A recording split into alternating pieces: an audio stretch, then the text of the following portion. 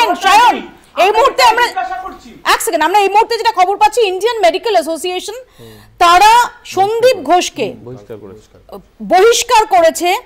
সন্দীপ ঘোষ যে আইএম এর কলকাতা শাখার যিনি ভাইস প্রেসিডেন্ট ছিলেন, এই আরজিকর কাণ্ডের পরিপ্রেক্ষিতে তাকে সাসপেনশনের সিদ্ধান্ত নিয়েছে ইন্ডিয়ান মেডিকেল অ্যাসোসিয়েশন। হ্যাঁ, সন্দীপ ঘোষকে সাসপেন্ড আইএম এর পেশাদারের প্রতি অমর্যাদা করেছেন চিকিৎসক সন্দীপ ঘোষ। আরজিকরের ঘটনার পরেই কমিটি গঠন করে আইএমএ নির্যাতিতার পরিবারের সঙ্গে কথা বলে কমিটির সদস্যরা পরিবারের সঙ্গে কথা বলেই সাসপেন্ডের সিদ্ধান্ত। অন্য চিকিৎসকদের সঙ্গেও কমিটির সদস্যরা কথা বলেন। আরজিকরের ঘটনায় শতপ্রণোদিত পদক্ষেপ করে আইএমএ।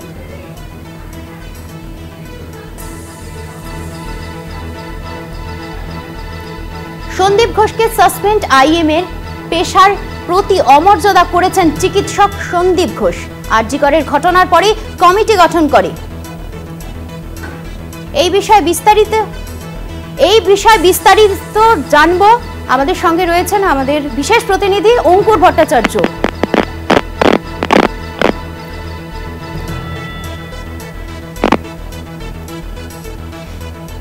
যোগাযোগ বিচ্ছিন্ন হয়ে গেছে এই মুহূর্তে।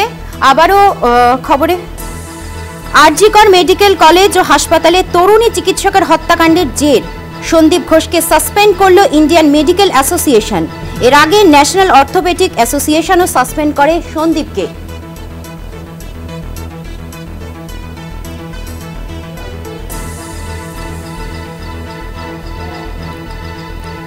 আরজিকর মেডিকেল কলেজ ও হাসপাতালে তরুণী চিকিৎসকের হত্যাকাণ্ডের জের সন্দীপ ঘোষকে সাসপেন্ড করল ইন্ডিয়ান মেডিকেল অ্যাসোসিয়েশন। এর আগে ন্যাশনাল অর্থোপেডিক অ্যাসোসিয়েশনও সাসপেন্ড করে সন্দীপকে। এই বিষয়ে বিস্তারিত জেনে নেব। প্রতিনিধি অঙ্কুর ভট্টাচার্য ফোন লাইনে রয়েছেন।